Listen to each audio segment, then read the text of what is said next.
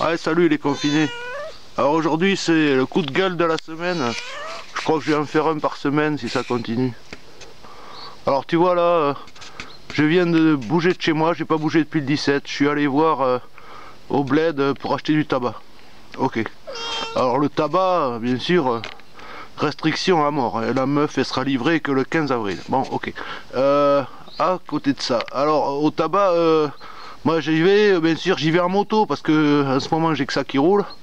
Donc je vais en moto, donc j'ai un casque sur la gueule, j'ai les lunettes, tu vois, j'ai le masque, tout le bordel. J'ai des gants dans ma poche, des gants blancs, des gants en nitrile. Et puis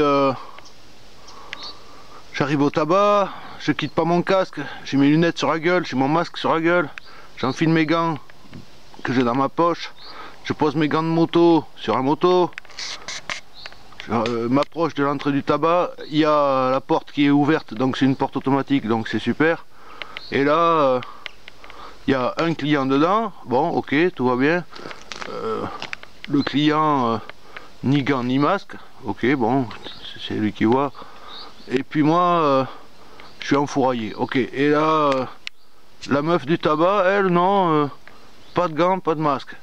Elle fait des pots de pain aussi, tu vois. Alors des pots de pain, ça s'appelle une panière en osier, dans laquelle les pains sont rangés verticalement. Ça c'est posé sur une étagère au milieu du magasin, enfin, sur un côté de la boutique, là, à côté de partout où on bouge. Ok.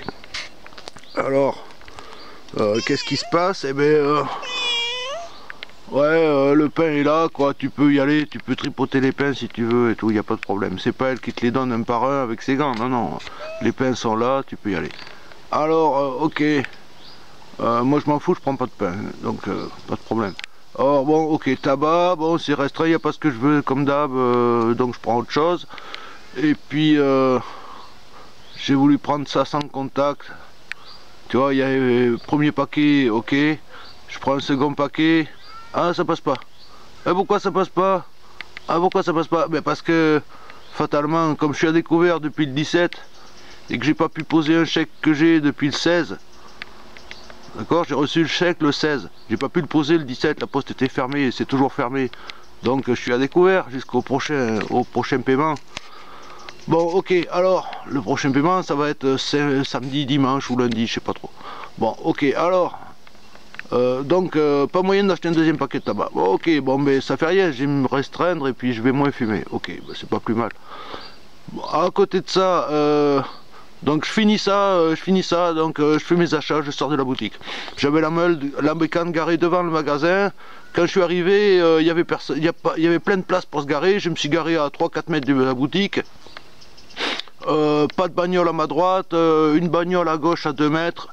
Ok, je reviens à la bécane, je fous le tabac dans la sacoche, je quitte mes gants blancs de la bonne manière, ok, je les fous dans ma sacoche pour pas les jeter par terre. Et là, arrive une meuf en bagnole, avec son môme derrière, tu vois. La meuf, qu'est-ce qu'elle branle? Elle avait plein de place, elle avait gavé de place, en plus elle allait de l'autre côté de la place à la pharmacie. Elle allait à la pharmacie, elle allait, je sais pas quoi branler à la pharmacie, ok. Elle avait son môme assis derrière dans la bagnole. Et bien, elle se gare, là, à même pas 1 mètre de moi, cette grosse tache. Ah ouais, une grosse tache. Une tache d'une trentaine d'années, ouais, ouais. Alors, elle se dit, tiens, je vais me garer là. Tu vois? Elle va à 50 mètres derrière, mais elle se gare là, à côté de moi, à côté de moi. Le seul humain qui avait sur la place, c'était moi, putain, elle trouve moyen de se foutre juste à côté. Bon, ok. Alors après... avant qu'elle commence à entrouvrir sa porte, moi j'étais en train d'enfourcher la moto. Je lui dis non, attendez, attendez. Elle sort quand même et tout. Alors moi je recule vite là pour m'écarter, tu vois. J'avais le masque sur la gueule, les lunettes et tout, tu vois, casqué et tout, prêt à partir, prêt à démarrer. Elle me regarde, oh mais quoi, ça va pas? Hein, ça va pas? J'ai dit non, mais c'est vous qui êtes mère de famille, c'est pas moi, d'accord? Ah mais quoi, qu'est-ce qu'il y a? J'ai dit mais t'en sais rien, si ça se trouve je suis malade. Je suis malade et vous le savez pas. Elle ronchonnait comme ça. Bon alors ok, je la regarde, je dis ouais mais c'est vous qui êtes mère de famille madame, c'est pas moi. Moi j'ai pas d'enfant. Enfin si, j'ai une fille, mais j'ai pas besoin de lui dire, elle en a rien à branler. Bon, ok. Ok, bon, mais moi, ma fille, elle est en Angleterre, tu vois, elle est séquestrée en Angleterre, là-bas, c'est la misère pour eux, là-bas. Ok, bon, alors, je recule, je me recule encore un peu plus, elle ferme sa caisse, elle ferme son môme à clé dans la bagnole et tout. Le môme, genre 6, 7, 8 ans, tu vois. Elle ferme sa caisse et tout, elle me regarde, ah, ça rend pas aimable de pas avoir d'enfant. J'ai même regardé, j'ai dit ouais c'est bien, allez salut. Et je me suis tiré, tu vois. Mais bon voilà, alors réaction à la con, tu vois. Voilà, les gens, tu vois, il y a une place incroyable, hein, il y avait moyen de garer 30 bagnoles au moins. Et bien elle vient se foutre juste à côté de moi, tu vois. Juste à côté de moi. Non mais c'est jobard quand même. Les gens à quoi ils pensent, on se demande. C'est elle qui m'a sauvé, c'est pas moi. Hein. Moi ma fille elle se sauve toute seule, elle a 23 piges, tu vois, elle se démerde. Bon, et ben mais non, l'autre tachonne là, elle vient se foutre à côté de moi. Alors bon après, ouais, coup de gueule de la semaine, vous allez voir pourquoi. Ouais, parce que des coups de gueule, il y a moyen d'en faire un tous les jours si on veut. Alors, ouais, mon premier coup de gueule, il est après les techniciens de la SNCF. T'as vu les trains médicalisés? Voilà, les TGV médicalisés. T'as vu les soignants comme ils se font chier à rentrer le malade là-dedans. Alors les techniciens de la SNCF, eux, dans leur petite tête de moineau, ils se sont pas dit, tiens, on va virer tout un côté de siège dans le bazar, dans le wagon, là, pour qu'ils puissent poser leur brancard et tout ça comme il faut. Non, ils ont tout laissé comme ça. Comme d'hab, vas-y, il y a tous les sièges avec une allée de 60 cm entre les deux. Les autres, ils sont enfouraillés de matos. Ils ont gavé de bordel sur la civière pour faire vivre les gens. Pour faire survivre les gens. Tu vois, ils sont en train de se faire chier à 6 ou 8 à bouger dans le wagon pour essayer de rentrer quelques personnes malades là, sans les faire tomber, sans faire tomber le matos, sans rien débrancher, ni que dalle. Et bien mes autres têtes de nœud là, de la SNCF, il n'y en a pas un qui a pensé à foutre 3 coups de clé pour arracher ces putains de fauteuils. C'est jobard ça. T'es pas obligé de tout arracher, tu démontes un côté, hein, tu démontes un côté et puis voilà quoi, il n'y en a pas pour 6 mois. Enfin, je suis pas technicien à la SNCF, oh là là, non, mais enfin quand même, je connais un peu le cambouis, je connais un peu la méca et je peux dire que pour virer 4 fauteuils, il n'y en a pas pour 6 mois. Bon voilà, mais non, voilà, merci la SNCF de ne pas percuter. Et vous pensez à quoi? Mais vous pensez à quoi? Bon voilà, après, voilà, alors bon, moi, je bouge pas de ma cambrousse, t'as compris, hein. Mais ce qui se passe, c'est que moi j'ai des contacts dans toute la France, tu vois. Voilà, alors, puis la France et ailleurs. Bon, mais... le truc c'est que il y a des retours d'informations qui arrivent là par le téléphone, parce que le téléphone marche bien, tu vois. Alors tu vois le trou là-bas, c'est une caverne à Ragondin. Bon, je te fais voir là, ça là. C'est une caverne à Ragondin. Les Ragondins ils habitent là-dedans. Bon, pas que dans celui-là. Hein. Bon. Et alors, ok. Les retours que j'ai moi de plusieurs endroits de France, Kremlin-Bicêtre, plein d'endroits comme ça et tout, tu vois, plein d'endroits. Alors Kremlin-Bicêtre, l'autre soir à 2 h du mat, là, ça flinguait, tu vois, ça tirait des coups de flingue un peu partout, ça cassait des bagnoles et tout. Il n'y a pas un keuf qui a bougé, il n'y a eu rien. Bon voilà, la personne que je connais là-bas, ce matin il a fallu qu'elle aille à la pharmacie. Tu vois, et qu'est-ce qu'elle a vu dans la rue, en pharmacie?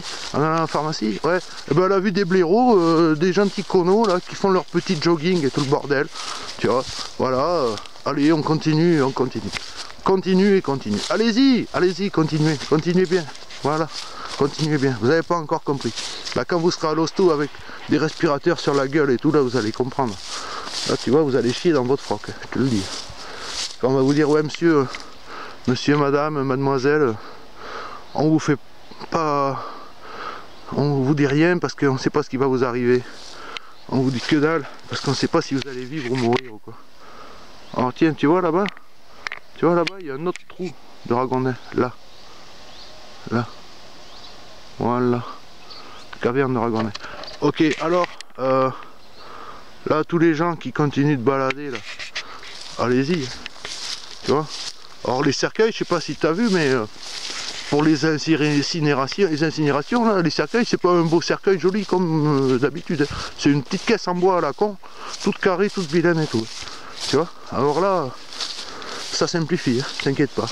Et puis, une fois que tu es là-dedans, ben là, tu es décontaminé. Ouais, décontaminé par la flamme. Vas-y. Voilà. Alors, allez-y, continuez vos conneries, continuez de faire n'importe quoi. Ah ouais, tiens, il y a un autre pote qui habite ailleurs, en Dordogne, là, en Périgord, il m'a dit, tiens, lui pareil, il se barrait à la pharmacie chercher des remèdes et tout le bordel. Et puis, ah ben là, qu'est-ce qu'il a vu? Il a vu un jeune petit con, en Mercedes, toute fenêtre ouverte, la musique à donf et tout, qui faisait le kéké, qui faisait des coups d'accélération d'un rond-point à l'autre et tout. Bon, mais ça n'a pas fait long feu. Le mec, il s'est fait pécho. Il s'est fait pécho par les Schmitt. Tu vois, les condés l'ont arrêté. Allez, Papier, bitteschön, Ausweis, raus. Allez, hop là. Tu vois, le mec là, voilà, t'arrêteras de faire le kéké, toi. Voilà. Alors pareil, j'ai eu contact hier avec un mec qui est au nord de Paris. Bon mais le gars lui,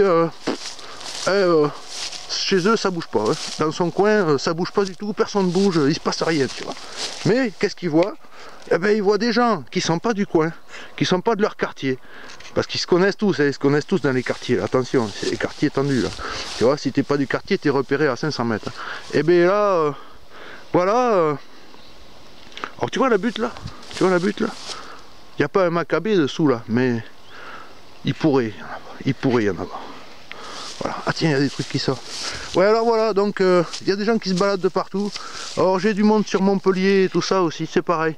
Autour de Montpellier là-bas, ça bouge, ça bouge. Les gens continuent de circuler et de faire n'importe quoi et tout.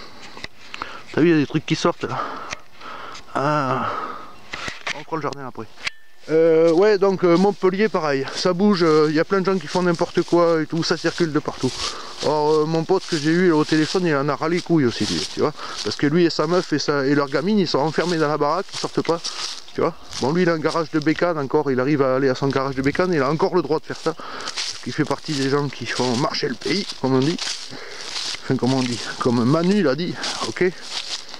Manu est le barbu là, tu vois.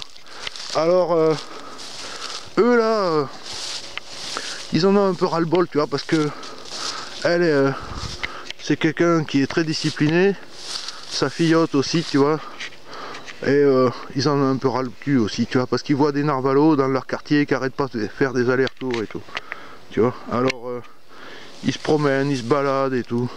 Tu reconnais la ruchette là? Tu reconnais? C'est celle qu'on a foutue en ruchette l'autre jour. Regarde si elles sont gentilles. Voilà moi ça. Tu vois un peu? Ça bosse. Alors là voilà, pareil, eux là-bas ils pètent les plombs. Hein. Dans leur coin, c'est pas une grande ville, mais il y a quand même pas mal d'activités. Et alors les gens circulent pour tout et n'importe quoi. Tu vois, t'en as, ils vont faire les courses tous les jours. Tous les jours, tous les jours. Ils n'ont pas compris encore. Ils n'ont pas compris. Voilà. T'as vu, aujourd'hui je gueule sans gueuler. Hein. Je rouspète sans gueuler. Voilà. De toute façon, c'est pas de gueuler qui fait avancer les schmilblick. Hein. T'as compris. Hein. Voilà, pas la peine de bouffer de l'énergie pour rien. J'ai autre chose à branler, mon énergie j'en ai besoin pour chez moi. Voilà, pour travailler chez moi, sur mes abeilles, sur ma baraque, sur mon jardin, tout ça. Voilà, voilà, voilà. Alors, allez-y, continuez les têtes de nœud, continuez de bouger, continuez de faire n'importe quoi. Allez-y, continuez comme ça. Voilà, vous n'avez pas compris? Bon, eh bien, attendez-vous que jusqu'à fin mai, là, tu vois, ça va être le bordel. Ça va être le bordel total. Attends, je m'écarte un peu parce que je suis habillé tout noir, ils vont me prendre pour un ours. Tiens. Ah, les petites là, c'est tranquille. Hein. Hier, t'approchais pas comme ça devant les ruches. Hein. Oh, oh, oh. Bon voilà, allez, je vous laisse. Ça fait déjà 13 minutes, mais voilà. Continuez bien de sortir. Merci la SNCF d'être aussi nul à chier. Et puis, ouais, les soignants doivent vous bénir, je pense. Et les gens qui se cassent le cul à rentrer des malades dans les trains, je pense que la SNCF, ils doivent vous bénir. Tu vois, voilà. Parce que là, vraiment... faut pas sortir de Saint-Cyr. Hein. Tu chopes 3 clés, tu démontes les sièges. Mais non, non, non, non, non, non. Bon voilà, allez, je vous laisse tranquille. Tiens, je vais vous laisser sur des petites fleurs là. Tiens. Ça c'est des tulipes ça. Ok, bon voilà, et ben à la prochaine les confinés. Allez, 14 minutes, il y en a pour 6 mois là, à télécharger.